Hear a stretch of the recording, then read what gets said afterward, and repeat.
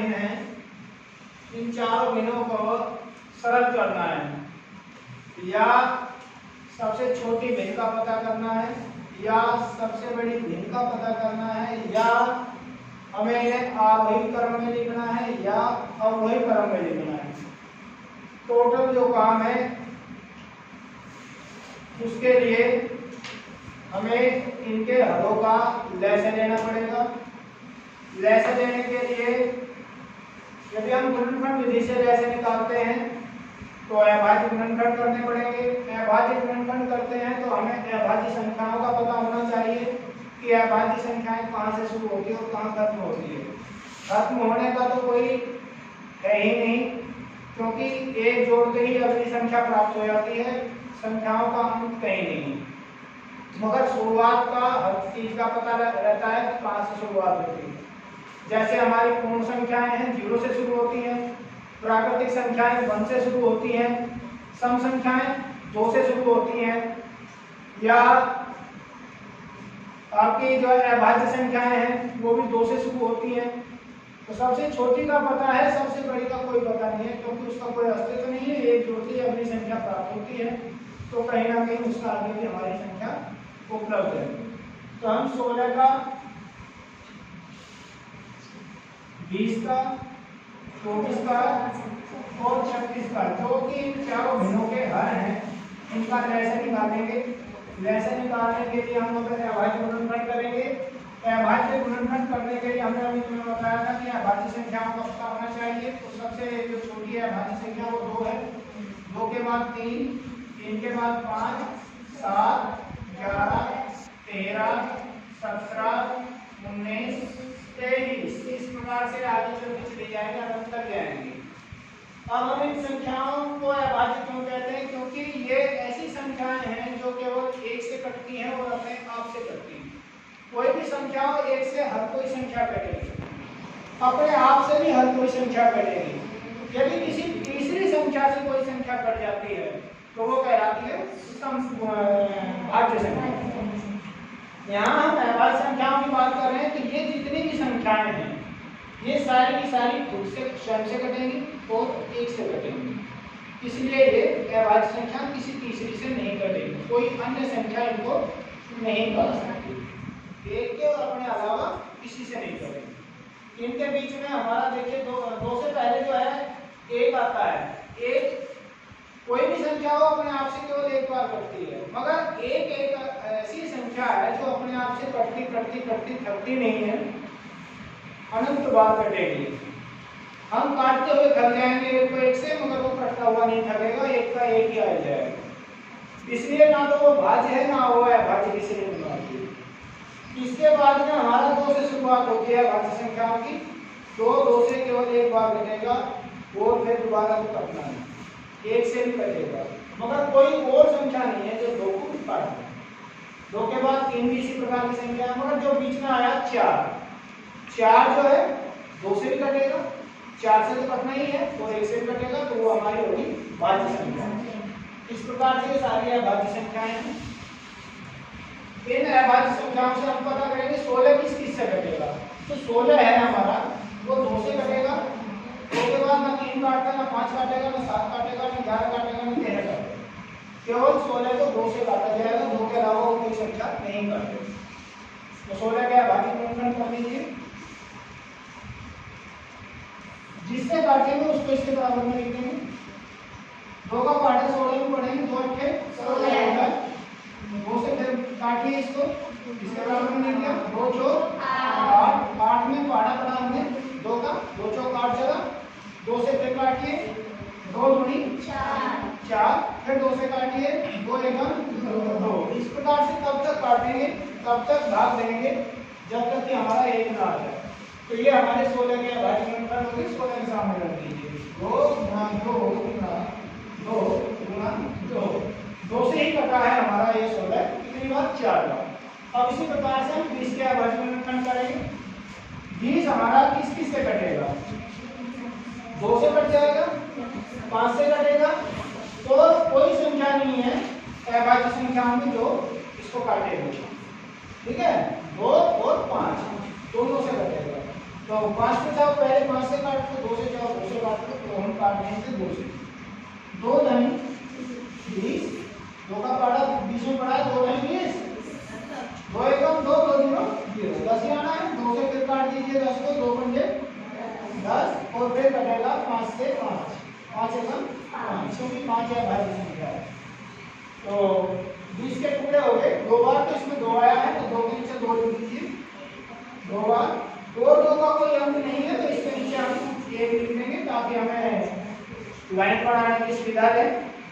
इसके पश्चात 5 की एक नई लाइन बना देंगे क्योंकि 5 का अंक ऊपर नहीं था। तो ये हमारे 20 का अभाज्य गुणनखंड मिले गए।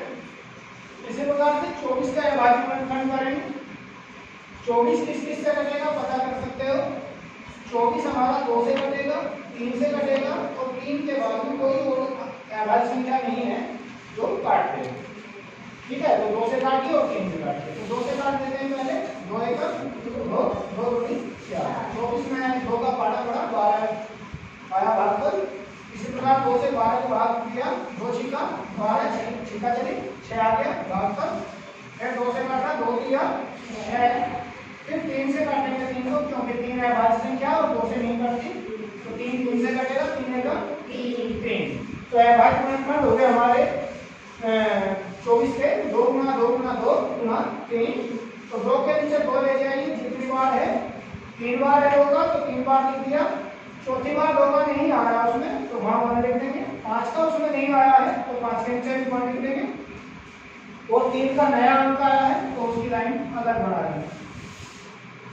इस प्रकार से 36 का अभाज्य गुणनखंड करेंगे जैसे कि हमने और 3 संख्याओं में की है। 36 का अभाज्य गुणनखंड करने के लिए हमें 36 को पता करना पड़ेगा किस किस से कटेगा। तो हमारा 2 से कटेगा, 3 से कटेगा और किसी संख्या से 36 नहीं कटेगा अभाज्य संख्याओं से। तो 2 से और 3 से काट दीजिए। 2 से भाग दिया, 2 का पाड़ा 3 में पड़ा होगा, 2 बचा 1 काटा और 6 का हो गए 16, 2 थे 16। फिर 2 से काटा, 2 से फिर भाग दीजिए 18 का, 2 × 18। इसी प्रकार 3 से कटेगा 9 क्योंकि 2 के पाड़े में 9 नहीं आता, तो 3 से कट जाएगा पूरा पूरा 3 दिया 9। फिर 3 से भाग दीजिए 3 को, 3 एकम 3। तो ये हमारे 36 के अभाज्य गुणनखंड आ गए। इसमें 2 बार तो 2 का आया है तो 2 बार 2 का लिख दीजिए। और कोई 2 का नहीं आया है तो 1 लिख दीजिए उनसे नीचे। 5 का नहीं आया है तो 1 लिख दीजिए। 3 का आया है तो 3 के नीचे 3 लिखो। एक 3 का और आया है उसमें 2 बार 3 आएगा तो एक 3 की लाइन जो है नहीं बना देंगे। इस प्रकार से हमारे 4 संख्याएं थी, 4 अर्थ है, चारों के अभाज्य गुणनखंड कर दिए हमने, उनको सामने लिख दिया है। इस प्रकार से कि पंक्तियों को बनाने की सुविधा रहेगी। अब हमें दिख रहा है कि 2 पंक्तियां ऐसी हैं चारों में, 4 पंक्तियों में 2 पंक्ति ऐसी है जो ऊपर से नीचे तक कंप्लीट है। ये चारों लाइनों में है 2 काम, ये भी 2 काम चारों लाइनों में है, मगर इन दोनों के अलावा कोई ऐसी लाइन नहीं है जो ऊपर से नीचे तक कंप्लीट हो। कोई कहीं ना कहीं गायब है। यहाँ 2 काम 2 जगह है मगर 2 जगह नहीं है, ये लाइन अनकंप्लीट है। यहाँ पर 2 का अंक जो है एक ही लाइन में है, बाकी 3 लाइन में नहीं है, तो ये भी अनकंप्लीट है। इसी प्रकार 5 का अंक एक लाइन में है, बाकी 3 में नहीं है, अनकंप्लीट। 3 का अंक 2 लाइन में है, बाकी 2 लाइन में नहीं है, तो अनकंप्लीट है। 3 का अंक 1 लाइन में है, बाकी 3 लाइन में नहीं है, तो अनकंप्लीट है। ये हम इसलिए बता रहे हैं क्योंकि हमें मैसे निकालना है हमारे। तो मैसे के लिए वो लाइन आएंगी जो कंप्लीट है, तो केवल 2 लाइन कंप्लीट है 2 की, तो मैसे हो जाएगा 4। महत्तम समापवर्तक हो गया हमारा 2 दूनी 4। इसी प्रकार अब आया लहसे का नंबर लघुत्तम समापवर्तक का। लघुत्तम समापवर्तक ज्ञात करने के लिए हम एक बड़ी रेखा खींचेंगे इन टुकड़ों के नीचे और हर एक अंक की लाइन बना देंगे, चाहे कोई कंप्लीट है या अनकंप्लीट है। इस लाइन से 2 का अंक आएगा, इस लाइन से भी 2 का अंक आएगा, इस लाइन से भी 2 का अंक आएगा, इस लाइन से भी 2 का अंक आएगा, इस लाइन से 5 का अंक आएगा, इस लाइन से 3 का अंक आएगा और इस अगली लाइन से भी 3 का अंक आएगा। अब इन्हीं सभी अंकों का सतत गुणनफल कर देंगे और जो गुणनफल आएगा लास्ट में वो होगा वैसे।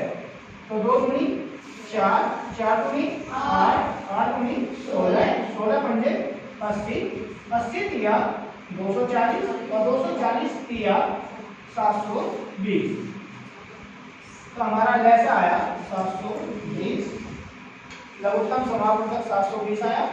दोनों चीज आ गई हमारे पास। सवाल एक था, कई सवाल हो जाएंगे इसमें। वैसे भी हम जान गए गुणनखंड विधि से, वैसे भी हम जान गए गुणनखंड विधि से कि अब इसके अलावा हम इस वैसे को जो है रखेंगे चारों भिन्नों के नीचे रख दीजिए।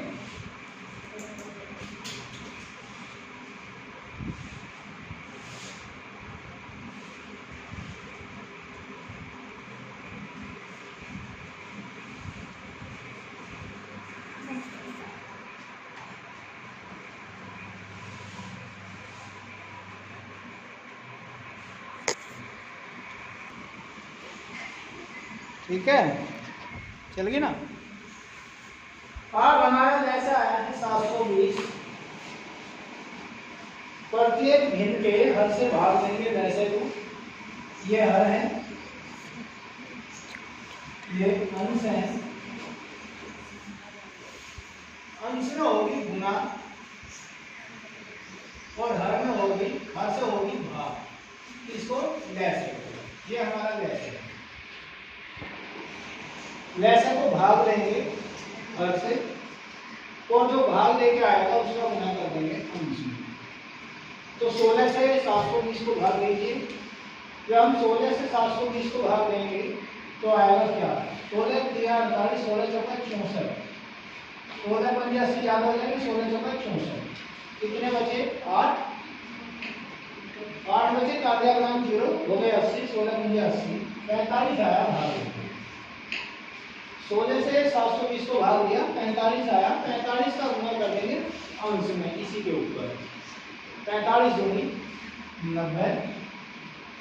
इसी प्रकार 20 से भाग देंगे, 20 से भाग देंगे इसको 720 को, 20 दिया 60, 20 का 80 ज्यादा हो जाएंगे तो 20 दिया 60, क्या बचा 12, काट देगा ग्राम 0 हो गया 120, 20 का 120, भाग लेकर आया 36, 36 की गुना कर देंगे इसी के ऊपर अंश में 4 में, 36 दूनी 72, 36 किया 108, 36 चौका 100, कितने होंगे 144, 144 हो जाएंगे, प्लस कितने तो प्लस लगा दीजिए। इसी प्रकार 24 से भाग देंगे 720 को, 24 से भाग देंगे तो 24 की मानी चलेगी दी है, 24 की 72, 24 0 0, 30 आया भाग देंगे, 30 की गुना कर देंगे 7 में, 30 सबसे 210, माइनस बीच में है तो माइनस लगा दीजिए। अब आया 36 का नंबर, 36 से भाग दीजिए 720 को, 36 दूनी 72 और 36 0 0, भाग देके आया 20, 20 का गुना कर देंगे इसी के ऊपर अंश में, 20 निमा 180, माइनस बीच में है तो माइनस लगा दिया। तो ये तो हमारी संख्याएं आई थी भाग दे करके, और इन्हीं के हमारा जिससे भाग दिया उसी के ऊपर अंश में गुना करके जो आया वो ये संख्याएं हैं। ठीक है,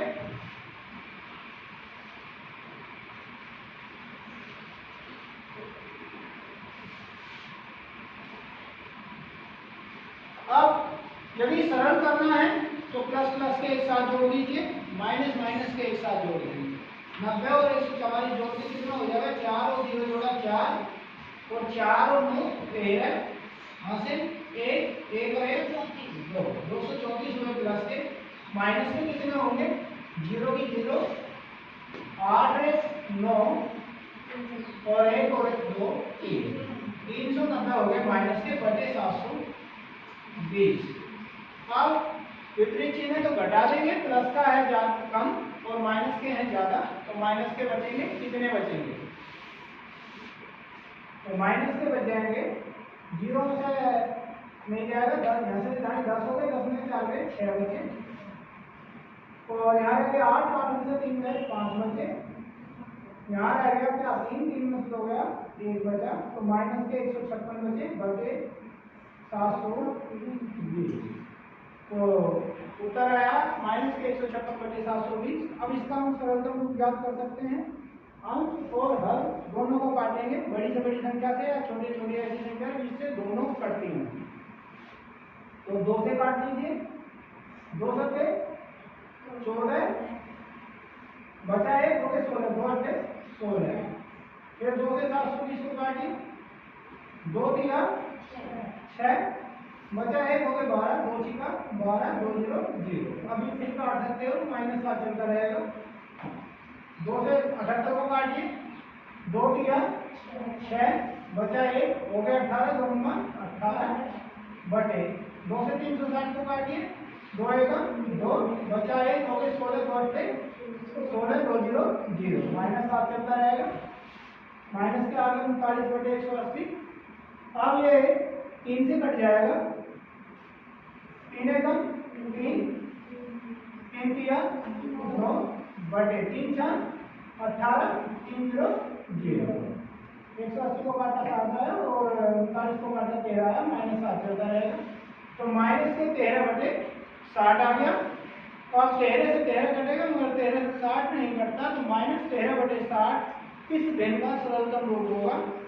तो साथ में तुम्हें जो है सरलतम रूप भी आ गया, याद करना कैसे करेंगे। अंश और हर जब तक एक संख्या से करते हैं तब तक काटते हैं, सरलतम रूप आएगा।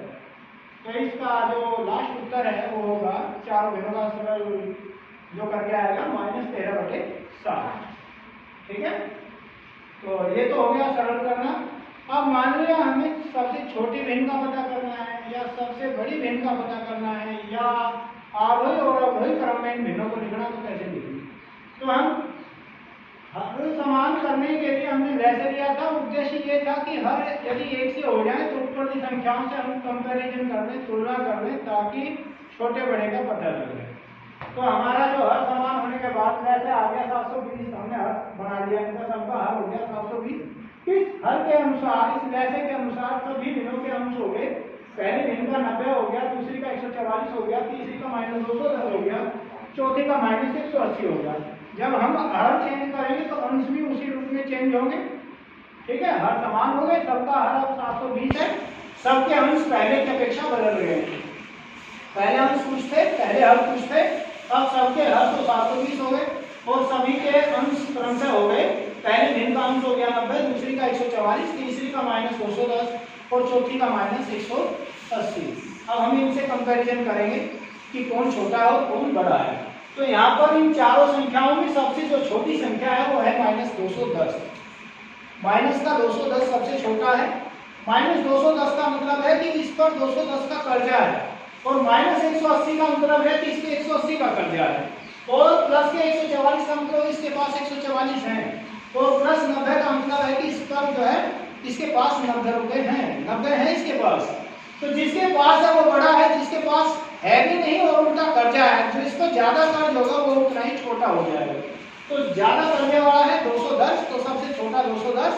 इससे कम कर्जा है तो वो इससे बड़ा हो गया -180 और इससे बड़ा हो जाएगा 90 क्योंकि इसके पास 90 रुपए हैं और इससे बड़ा हो जाएगा, सबसे बड़ा हो जाएगा 144।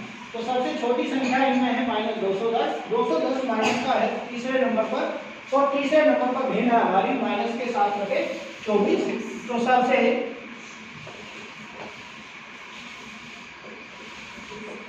छोटी जो भिन्न है वो होगी माइनस के 7 बटे 24। और यदि हम सबसे बड़ी भिन्न का पता करना चाहें तो क्या होगी। सबसे बड़ी जो संख्या है इनमें सारियों में 144 है, 144 सेकंड नंबर पर है और सेकंड नंबर पर जो भिन्न है हमारी वो 4/20। तो 4/20 जो है सबसे बड़ी भिन्न होगी। साथ के साथ ये भी देख लें कि इन चारों संख्याओं में कोई भी संख्या बराबर नहीं है, तो यहाँ पर कोई सी भिन्न एक दूसरे के बराबर नहीं है, सब भिन्न आपस में छोटी बड़ी है। ठीक है, कोई दो भिन्न या कोई सी भिन्न किसी के बराबर नहीं है।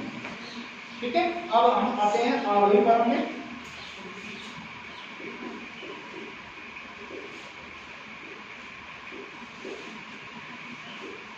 आरोही क्रम में लिखने के लिए हमें पहले लिखनी पड़ेगी सबसे छोटी। तो सबसे छोटी है -210 वाली भिन्न, 210 है माइनस का तीसरे नंबर पर, तो तीसरे नंबर पर भिन्न है -7 बटा 24। इससे जो बड़ी संख्या है वो है -180 और -180 है चौथे नंबर पर। चौथे नंबर पर भिन्न है -9/36। इससे जो बड़ी संख्या है वो है 90, तो 90 है पहले नंबर पर, और पहले नंबर पर भिन्न है हमारी 2/16, तो इससे बड़ी हो जाएगी 2/16। और जो सबसे बड़ी संख्या है यहाँ पर 144 है, और 144 है सेकंड नंबर पर, और सेकंड नंबर पर भिन्न है हमारी 4/20। तो इस प्रकार से हमारा यह आरोही क्रम में भिन्न लिखी गई। अब अवरोही क्रम में लिखते हैं। अवरोही क्रम में लिखने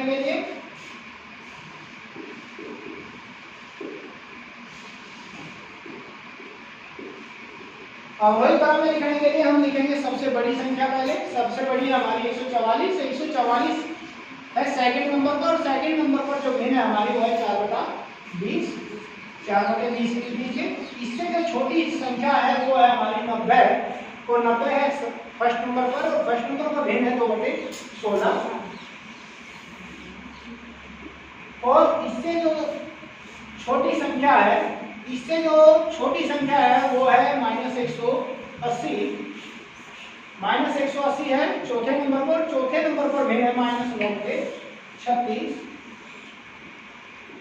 और इससे छोटी जो संख्या है, सबसे छोटी जो संख्या है -210 है, और -210 है हमारा तीसरे नंबर पर। तीसरे नंबर पर भिन्न है हमारी -7/24। तो इस प्रकार से हमारा आरोही क्रम भी हो गया, अवरोही क्रम भी हो गया। सबसे छोटी भिन्न का भी पता लग गया, सबसे बड़ी भिन्न का भी पता लग गया, लैसे मैसे का भी पता लग गया, सरलतम रूप ज्ञात करने का भी पता लग गया, और आपका जो है चारों भिन्नों को सरल करने का भी पता लग गया। तो एक सवाल में अनेक सवाल छिपे हुए हैं इस प्रकार से।